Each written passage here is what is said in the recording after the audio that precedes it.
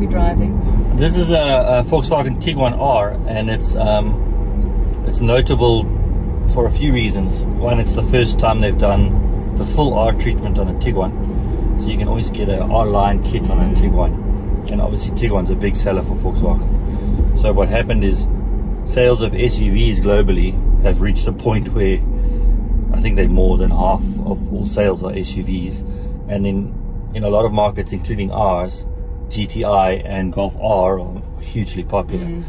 And a Tiguan is built on the same platform as a Golf, and they obviously have access to the engines, so they took the Golf R platform, engine, gearbox, all-wheel drive system, and they put it underneath a Tiguan, and here we are. So this is a full Tiguan R, and the reason you can tell it's an R, going forward, Tiguan R line, the R is just outlined, and in a full R car, the R is it's colored in.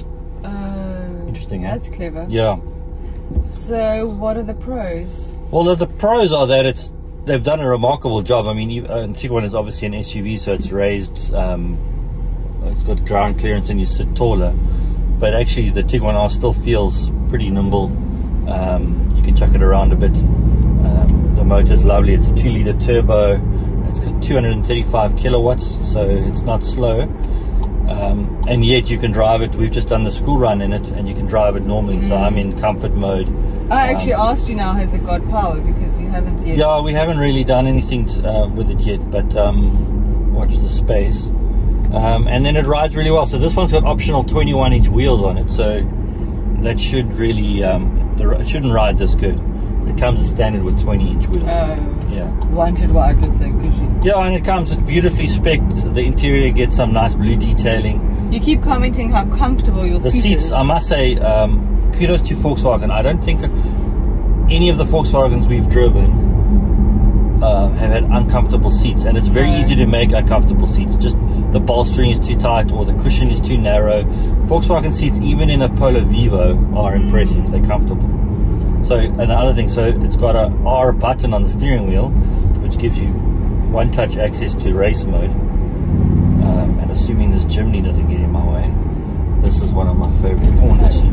Okay, that was a bit firm. So the dampers have firmed up in R mode. Thank God. And this is the WRC line, because you clip the curb. So what happens is and it's a cash in transit. Well, I'm not going to rob it. Oh, that's good. Oh, did you even check if there were cars coming? Toodaloo! So that is... There's a cop. It's quite nice, eh? Watch this cop, okay, that's fine. So then we go back into comfort mode. That's very nice. Yeah, it's lovely. So it's a very convincing R package. That's changed my view on this car now. Yeah. I like that. Oh, that's good. I like the fact that if you want to, you have that option. Yeah. You don't it's have your personality. Yeah. Like you. It can be calm at one stage, and then if you just push the wrong button, completely off, then it goes off the charts a bit. It's really like me. Yeah. Okay, where are we? Cons. The cons, it's R1 million to start with. So R1 million for... Well spent, I think. Yeah, probably. Look, cars are expensive, so R1 million is... I think she just went. The CX-5 wasn't happy, so she's come back past me. Yeah, what else? So Volkswagen has made a big thing now, so they've decided to go back to physical buttons again. So this car has got the modern Volkswagen, everything is touch-based or haptic, and you slide your finger and you push. Yeah. But what's happened is, like the steering wheel specifically, if you skip a song, the button is there on the right, but just above that is the button for the heated steering wheel. So little things like that have become quite... They're trying to make it modern and everything, but actually it doesn't work. People want to push a button, physical button. So it's not on this car specifically. It's a broad problem in all cars actually. Everything's getting quite clever and things, but actually people just want to push a button.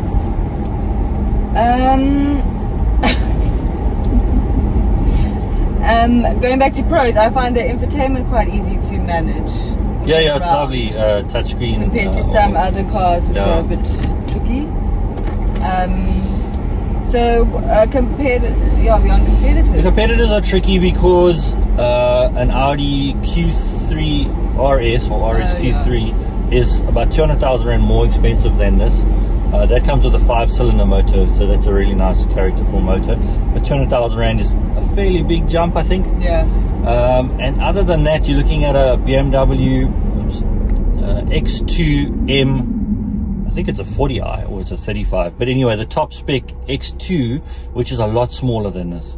So this is appealing because it's still got space. It's still a Tiguan, so it's got a big boot, it's got rear leg room. It's a great family car. Yeah, I mean, I think if the SUV to have in this segment is a Tiguan, and then if you've got cash to burn, then you get a Tiguan R. So they're not doing the R treatment in the all space, which is the 7-seater. I don't think it's necessary anyway, and I've got a feeling they're going to drop Tiguan all space going forward. I think this will be the last generation of it. And you've said price, but in the Tiguan family, what does it start at? You can get an entry-level Tiguan at 580, call it 600,000, but it's fairly basic. And then Volkswagen, like all the German brands, you've got to be a little bit careful about what you spec. So you tick, I want a nicer screen, tick, I want an R-line kit, tick, I want this, then they can add up pretty quickly. So yeah, but 580, I mean, to be honest with you, I would still get a 1.4 front wheel drive Tiguan, and I would spend the money and put an R-line kit on it, so it looks the business. And I don't know how often, as fun as that little on-ramp was, I don't know if it's necessary. Hopefully the second car, look at us, is something that's a bit sportier. So I like the look of the R-line kit, and it looks good, and then you still get the efficiency of the 1.4. What is your fuel consumption? Oh no, I was doing about just over 10.1, 10.2 over the week we've had it. I think they claim around 9, so it's not bad. Okay. And would you buy one?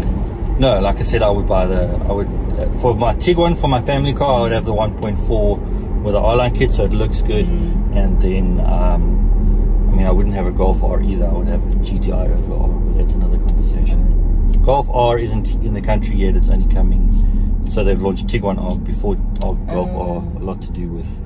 Well, I think it's great. I love this car. Good. Well, I've always liked a Tiguan. Yeah. But we haven't had one for a while, but this is great.